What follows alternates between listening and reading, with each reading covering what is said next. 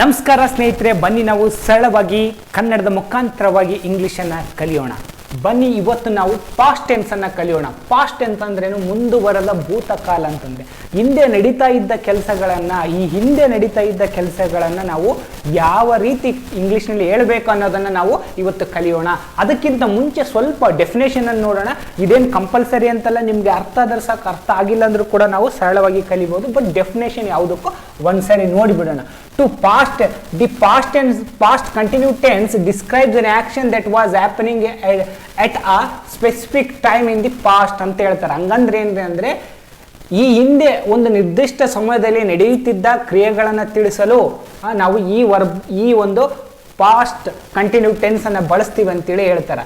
We use helping verbs was and var and V1 ING ಅಂತ ಹೇಳ್ತಾರೆ. ಅಂದ್ರೆ ಏನಂತಂದ್ರೆ ಈ ಹಿಂದೆ ನಡೆಯುತ್ತಿದ್ದ ನಿರ್ದಿಷ್ಟವಾಗಿರ್ತಕ್ಕಂಥ ಕೆಲಸಗಳನ್ನ ಹೇಳಲು ಈ ಒಂದು ಮುಂದುವರೆದ ಭೂತಕಾಲವನ್ನ ಬಳಸ್ತೀವಿ. ಅದಕ್ಕ ಸಹಾಯಕ ಕ್ರಿಯಾಪದಗಳಾಗಿ ನಾವೇನನ್ನ ಬಳಸ್ತೀವಿ ಅಂತ ಹೇಳ್ತಾರ, ವಾಸ್ ಮತ್ತೆ ವರ್ ಅನ್ನ ಬಳಸ್ತೀವಿ ಅಂತ ಹೇಳ್ತಾರೆ. ಸಹಾಯಕ ಕ್ರಿಯಾಪದಗಳಾಗಿ ವಾಸ್ ಮತ್ತೆ ವಾಸ್ ಅಂಡ್ ವರ್ ಅನ್ನ ಬಳಸ್ತೀವಿ ಅಂತೇಳಿ ಹೇಳ್ತಾರ. ವಾಸ್ ಮತ್ತೆ ವರ್ ಅನ್ನ ಬಳಸ್ತೀವಿ ಅಂತೇಳಿ ಹೇಳ್ತಾ ಹೋಗ್ತಾರ.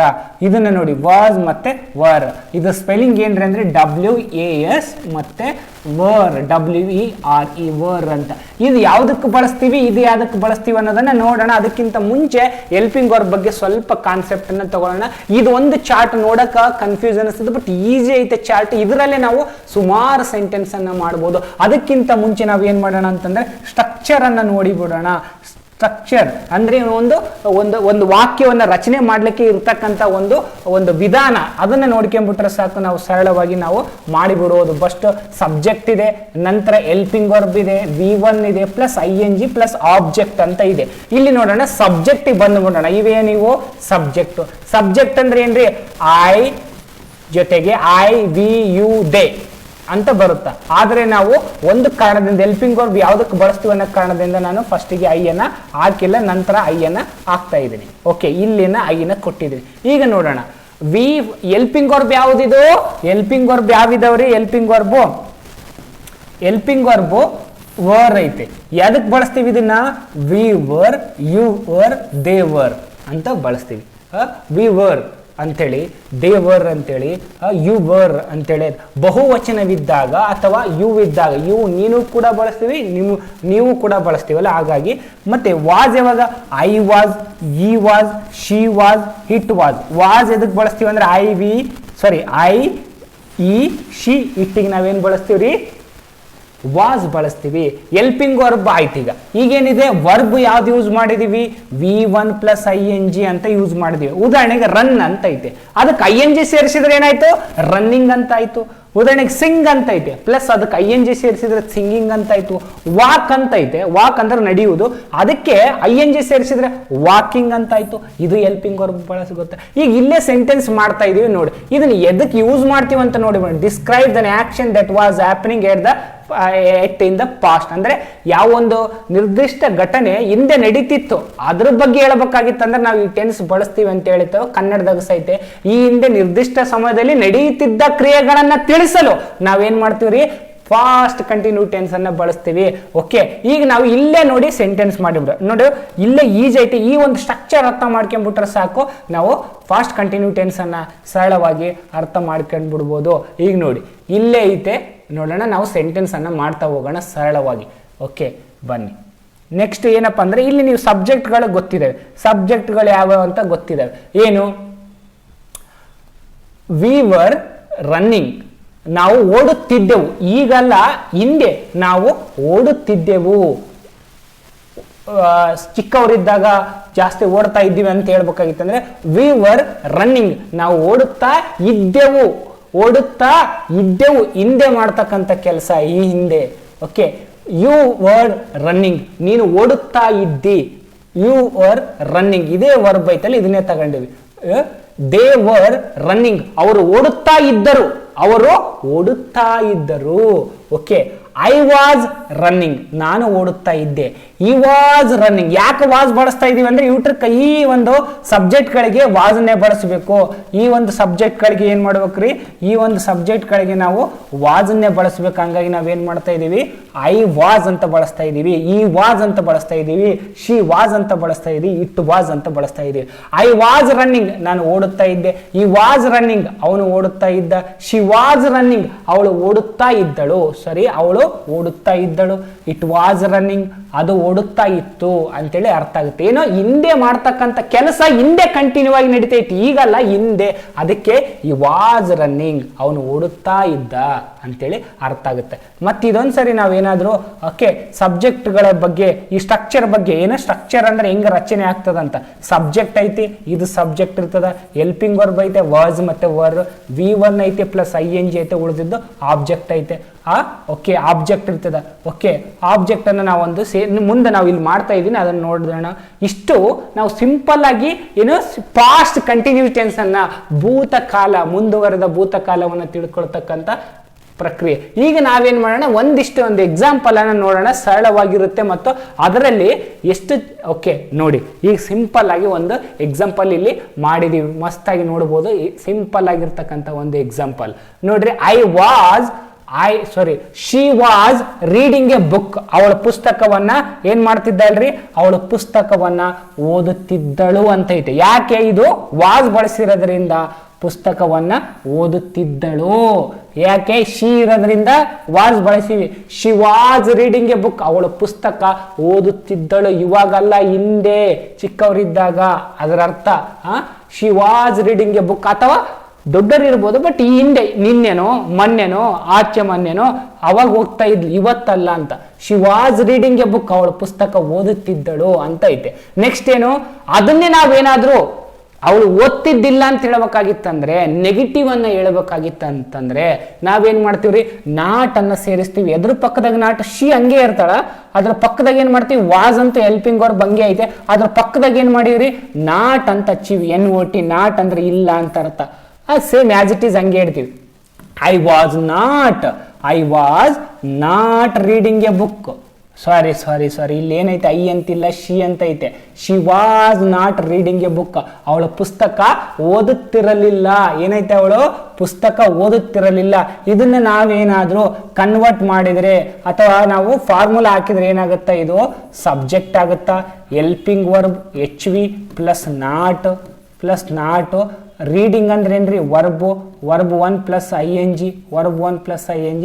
ಆ ಬುಕ್ ಅನ್ನೋದೇನಾಗುತ್ತಾ, ಆಬ್ಜೆಕ್ಟ್ ಆಗುತ್ತಾ. ಆ ಬುಕ್ ಅನ್ನೋದೇನಾಗುತ್ತಾ, ಆಬ್ಜೆಕ್ಟ್ ಅಂತ ಆಗುತ್ತಾ. ಆ ಬುಕ್ ಅನ್ನೋದೇನಾಗುತ್ತಾ, ಆಬ್ಜೆಕ್ಟ್ ಆಗುತ್ತಾ. ಇಷ್ಟು ನಾವು ನೆಗೆಟಿವ್ ಮಾಡ್ತಕ್ಕಂಥದ್ದು. ಇದನ್ನೇ ಏನಾದರೂ ಪ್ರಶ್ನೆ ಮಾಡಬೇಕಾಗಿತ್ತಂದ್ರೆ, ಅವಳು ಪುಸ್ತಕವನ್ನ ಓದುತ್ತಿದ್ಲಾ, ನೀವು ಕೇಳಬೇಕಾಗ, ನಿನ್ನೆ ನೀ ಕೆಲಸ ಮಾಡ್ತಿದ್ದೆ, ಓದ್ತಾ ಇದ್ದ, ತಿಂತಾ ಇದ್ದ ಅಂತ ಕೇಳ್ತೀವಲ್ಲ. ನಿನ್ನೆ ಯಾವ್ದಾದ್ರು ಕಂಟಿನ್ಯೂಸ್ ಆಗಿ ಕೆಲಸ ಮಾಡ್ತಾ ಇದ್ದ ಅಂತ ಕೇಳಬೇಕಾಗಿತ್ತಂದ್ರೆ ಇದನ್ನ ನಾವೇನಂತ ಮಾಡ್ತೀವಿ, ಇಂಟ್ರಗೇಟಿವ್ ಸೆಂಟೆನ್ಸ್ ಅನ್ಕಂತೀವಿ. ಈ ಹೆಲ್ಪಿಂಗ್ ವರ್ಬ್ ವಾಸ್ ಏನೈತಲ್ಲ, ಅದನ್ನ ಮುಂದೆ ತರ್ತೀವಿ, ಅದನ್ನ ನಾವು ಮುಂದೆ ತಂದ್ಬಿಡ್ತೀವಿ. ಇಲ್ಲಿರೋದನ್ನ ಈ ಕಡೆ ತರ್ತೀವಿ, ಈ ಕಡೆ ತಂದು ಇಲ್ಲಿರೋದನ್ನ ಈ ಕಡೆ ತಂದು ಹಾಕ್ತಿವಿ. ಓಕೆ, ಈ ಕಡೆ ತಂದು ಹಾಕ್ತಿವಿ. ಹಾಗಾಗಿ ಅದೇನಾಗುತ್ತಾ, ಸರಳವಾಗಿ ಈ ಕಡೆ ಇದ್ದಿದ್ದು ಈ ಕಡೆ ಬರ್ತಾವ. ಮತ್ತೊಂದ್ಸರಿ ನೋಡಿಬಿಡೋಣ ಒಂದ್ಸರಿ. ಓಕೆ, ಶಿ ಇಲ್ಲಿದೆ, ಶಿ ಏನಿದೆ, ಫ್ರಂಟ್ ಬರುತ್ತೆ ಇಲ್ಲಿ. ಓಕೆ, ಇಲ್ಲಿಗೆ ಬರುತ್ತೆ. ಸಾರಿ, ಇಲ್ಲಿರೋದ್ರಿಂದ ಇದೇನೈತೆ, ಶಿ ಐತಲ್ಲ ಇಲ್ಲಿ ಬರುತ್ತೆ. ಇದು ವಾಸ್ ಏನೈತಲ್ಲ, ವಾಸ್ ಇಲ್ಲಿ ಬರುತ್ತೆ, ಫ್ರಂಟಿಗೆ ಬರುತ್ತೆ. ಶಿ ಏನು ಈ ಕಡೆ ಹೋಗುತ್ತೆ. ಜಸ್ಟ್ ಈ ಕಡೆ ಇದ್ದಿದ್ದು ಇಲ್ಲಿಗೆ ಬಂತು, ಇಲ್ಲಿದು ಇಲ್ಲಿಗೆ ಹೋಯ್ತು. ಆಯ್ತಾ, ಸಿಂಪಲ್ ಆಗಿ ಮುಂದೆ ತಂತ ಓದಿವಿ. Okay, next, was she reading a book, ಅವಳು ಪುಸ್ತಕ ಓದ್ತಿದ್ಲ, ಅವಳು ಪುಸ್ತಕ ಓದ್ತಿದ್ಲಾ ಅಂತ ಆಗುತ್ತಾ. ಇಂಟ್ರಗೇಟಿವ್ ಕ್ವಶನ್ ಮಾರ್ಕ್ ಬೇಕ್ರಿ. ಇಲ್ಲೇನು ಬರ್ತದೆ, ಸ್ವಲ್ಪ ಚೇಂಜ್ ಆಗುತ್ತೆ. ಏನು, ಇಲ್ಲಿ ಹೆಲ್ಪಿಂಗ್ ವರ್ಬ್ ಐತೆ ಫಸ್ಟು, ನಂತರ ಸಬ್ಜೆಕ್ಟ್ ಐತೆ, ನಂತರ V1 ಪ್ಲಸ್ ING ಐತೆ, ನಂತರ ಉಳಿದಿದ್ದು ಆಬ್ಜೆಕ್ಟ್ ಐತೆ. ಉದಾಹರಣೆಗೆ ಜೊತೆಗೆ ಕ್ವಶನ್ ಮಾರ್ಕ್ ಐತೆ. ಕ್ವಶನ್ ಮಾರ್ಕ್ ಇದೆ. Was she reading a book, ಅವಳು ಪುಸ್ತಕ ಓದ್ತಾ ಇದ್ಲಾ ಅಂತ ಆಯ್ತಾ. ನೆಕ್ಸ್ಟ್ ಏನಾಗಿದೆ, wasn't she reading a book ಅಂತ ಐತಿ. ಇದು ಯಾವಾಗ ಬಳಸ್ತೀವಿ ಅಂತಂದ್ರೆ 50-50. ಒಂದು ಕೆಲಸ 50-50% ಪಾಸಿಟಿವ್ ಆಗಿ ಕೇಳ್ತೀವಿ ಕ್ವಶನ್, ನೆಗೆಟಿವ್ ಆಗಿ ಅದ್ರಾಗೆ ಇರ್ತದ. ನೀ ಬರ್ತಿದ್ದೇ ಇಲ್ಲ ತಿಂತಿದ್ದೇ ಇಲ್ಲ ಅಂತ ಹೆಂಗ ನೀ ಪ್ರೆಸೆಂಟ್ ಟೆನ್ಸಲ್ಲಿ ಕೇಳ್ತೀವಿ, ಅದ್ರಂಗೆ ಫಾಸ್ಟ್ ಟೆನ್ಸಲ್ಲಿ ಕೇಳ್ತೀವಿ. ಏನಂತ? ಅವಳು ಪುಸ್ತಕ ಓದುತ್ತಾ ಇರಲಿಲ್ಲವೇ, ಓದುತ್ತಾ ಇದ್ಲಾ, ಇದು ಓದುತ್ತಿದ್ದಳ ಅಥವಾ ಓದುತ್ತಿದ್ಲಾ ಅಂತ, ಇದು ಓದುತ್ತಿರಲಿಲ್ಲವೇ ಅಂತ ಕೇಳಿದಂಗೆ ನೆಗೆಟಿವ್ ಇಂಟ್ರಿಗೇಟಿವ್. ವಾಜ್ ಪ್ಲಸ್ ನಾಟ್ ಏನಾಗುತ್ತೆ ಅಂತಂದ್ರೆ wasn't, was plus NOT not ಏನಾಗುತ್ತೆ ಮುಂದೆ ಏನಾಗುತ್ತೆ ಅಂತಂದ್ರೆ ವಾಜ್ ಪ್ಲಸ್ ನಾಟ್ ಏನಾಗುತ್ತೆ ಅಂತಂದ್ರೆ ವಾಸಂಟ್ ಅಂತ ಆಗುತ್ತೆ. ಏನು? WAS ಕೊಟ್ಟರೆ ವಾಸಂಟ್. ಈಗ ವರ್ ಪ್ಲಸ್ ನಾಟ್ ಏನಾಗುತ್ತೆ? ವರಂಟ್ ಆಗುತ್ತೆ. WRE ವರಂಟ್ ಅಂತ ಬಳಸ್ತೀವಿ. ಇಲ್ಲೇನೋ ಶಿ ಇರೋದ್ರಿಂದ ನಾವೇನ್ ಮಾಡಿವಿ? ವಸಂಟ್ ಅಂತ ಬಳಸಿದ್ವಿ. Wasn't she reading a book, ಅವಳು ಪುಸ್ತಕವನ್ನು ಓದುತ್ತಿರಲಿಲ್ಲವೇ, ಅವಳು ಪುಸ್ತಕ ಓದುತ್ತಿರಲಿಲ್ಲವೇ ಅಂತ ಆಗುತ್ತಾ. ಕ್ವಶನ್ ಮಾರ್ಕ್ ಕಂಪಲ್ಸರಿ, ಅವಳು ಪುಸ್ತಕ ಓದುತ್ತಿರಲಿಲ್ಲವೇ ಅಂತೇಳಿ ಆಗುತ್ತಾ. ಇದು ಇಷ್ಟೊತ್ತು ನಾವೇನು ಕಲ್ತೀವ್ರಿ?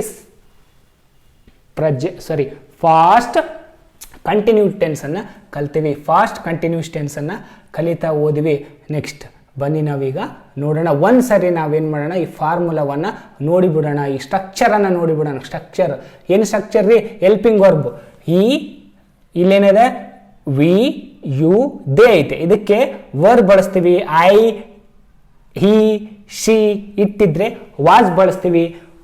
ವರ್ಬ್ 1+ing ಬಳಸ್ತೀವಿ. ಹಾಗಾಗಿ ನಾವೇನು ಮಾಡ್ತೀವಿ? I was running, he was singing, she was singing, it was singing ಅಂತೇಳಿ ಹೇಳ್ತಾ ಹೋಗ್ತೀವಿ. ಅವಳು ಓದ್ತಾ ಇದ್ಲು. ಒಂದ್ಸರಿ ಕೊನೆಗೆ ನಾವೇನು ಮಾಡೋಣ? ಫಸ್ಟಿಂದ ನೋಡೋಣ. ನೋಡಿ, ಉದಾಹರಣೆಗೆ ಒಂದು ನಾನು ಎಕ್ಸಾಂಪಲ್ ಹೇಳ್ತೀನಿ. I was reading a book, ನಾನು ಪುಸ್ತಕವನ್ನು ಓದುತ್ತಾ ಇದ್ದೆ. ಎಸ್ಟರ್ಡೇ ಅಂತಲೂ ತಗೋಬೋದು. I was reading a book yesterday, ನಾನು ನಿನ್ನೆ ಪುಸ್ತಕವನ್ನು ಓದುತ್ತಾ ಇದ್ದೆ. I was not reading a book, ನಿನ್ನೆ ನಾನು ಪುಸ್ತಕವನ್ನು ಓದುತ್ತಿರಲಿಲ್ಲ. Was I reading a book yesterday, ನಾನು ನಿನ್ನೆ ಪುಸ್ತಕವನ್ನು ಓದುತ್ತಿದ್ದೇನೆ. Wasn't I are reading a book yesterday, ನಾನು ನಿನ್ನೆ ಪುಸ್ತಕ ಓದುತ್ತಿರಲಿಲ್ಲವೇ ಅಂತೇಳಾಗುತ್ತಾ. ಇದು ಸರಳವಾಗಿ ಫಾಸ್ಟ್ ಕಂಟಿನ್ಯೂ ಟೆನ್ಸನ್ನು ಬರೀತಕ್ಕಂಥ ವಿಧಾನ. You are once you understand this formula, practice on 5 to 10 times and write down. ಇದನ್ನು ಒಂದು ಸ್ಕ್ರೀನ್ಶಾಟ್ ತೆಗೆದು ಇದೇ ರೀತಿ ಜಸ್ಟ್ ನೀವು ಏನು ಮಾಡಿರಿ ಅಂತಂದರೆ ಪಕ್ಕದಲ್ಲಿ ಸಬ್ಜೆಕ್ಟ್ ಹಾಕ್ರಿ, ಅದ ನಂತರ ಹೆಲ್ಪಿಂಗ್ ವರ್ಬ್ ಹಾಕ್ರಿ, ನಂತರ ಆ್ಯಕ್ಷನ್ ವರ್ಬ್ ಹಾಕ್ರಿ. ಆ್ಯಕ್ಷನ್ ವರ್ಬ್ ಹಾಕಿ ಸೆಂಟೆನ್ಸನ್ನು ಮಾಡ್ತಾ ಹೋದ್ರೆ ಸಾಕು, ಸರಳವಾಗಿ ಮಾಡಿಬಿಡ್ಬೋದು. ಮತ್ತೆ ಮುಂದಿನ ತರಗತಿಯಲ್ಲಿ ಸಿಗೋಣ. Don't forget to subscribe and share with your friends. Thank you very much.